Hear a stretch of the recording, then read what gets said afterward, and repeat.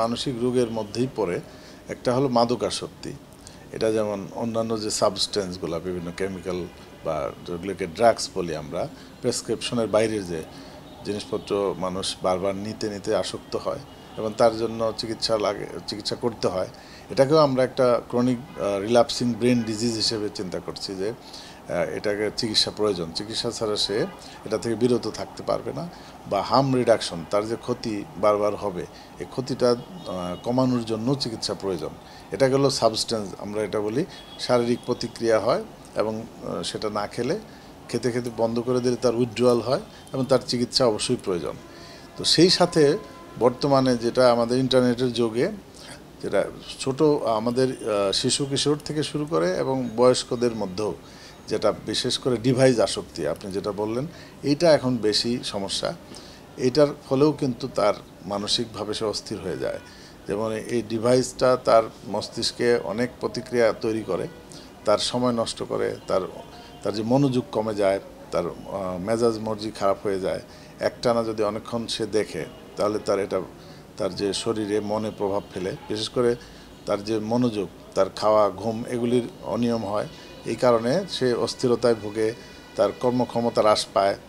যদি সে স্টুডেন্ট হয় তার লেখাপড়া সে খারাপ করতে থাকে, ইরেগুলার হয়ে যায়। এবং এইটা আমরা দেখেছি যে এরকম বাচ্চা আমাদের কাছে আসে যে সারাক্ষণ গেমস খেলে।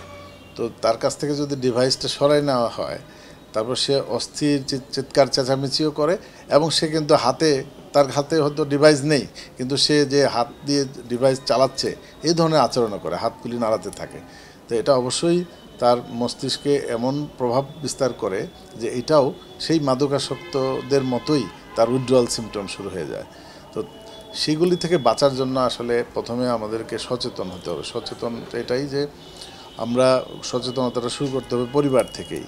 তা আমাদের ডিভাইস না দিয়ে আমরা কিভাবে বাচ্চাদের অন্য কাজে ব্যস্ত রাখতে পারি, বিশেষ করে ডিভাইস স্ক্রিনের বাইরে থাকার সেটা হতে পারে খেলাধুলা বা তার সাথে গল্প করে কাটানো বা তার যে এক্সট্রা কারিকুলার অ্যাক্টিভিটি এগুলি খুঁজে বের করে সেদিকে তাকে উদ্বুদ্ধ করা, সেই দিকে তাকে সেই ধরনের স্কুলে ব্যবস্থা করা, বাসায় ব্যবস্থা করা এবং বিশেষ করে তাকে সময় দেওয়া একটু। আমরা তো সবাই বাবা মা সবাই চাকরিজীবী, এখন সবাই ব্যস্ত। এই ব্যস্ত সময়ের মধ্যেও বাচ্চার সাথে আমরা স্ক্রিনের বাইরে থেকে যে সময় যদি কাটাতে পারি তাহলে ওইখান থেকে সে বের হয়ে আসতে পারবে। এটা একটা। আরেকটা হলো যাদের একদম আসক্ত হয়ে যায়, যারা এই সময় দেওয়ার সময়ও নেই বা সময় দিলেও তাদের মধ্যে ওই আসক্তিটা হয় এবং অ্যাগ্রেসিভ হয়ে যায়, তাহলে তাকে কিন্তু একজন মনোরোগ বিশেষজ্ঞের কাছে নিয়ে কাউন্সেলিং এবং প্রয়োজনে তাকে ভর্তি রেখেও চিকিৎসা করতে হয়।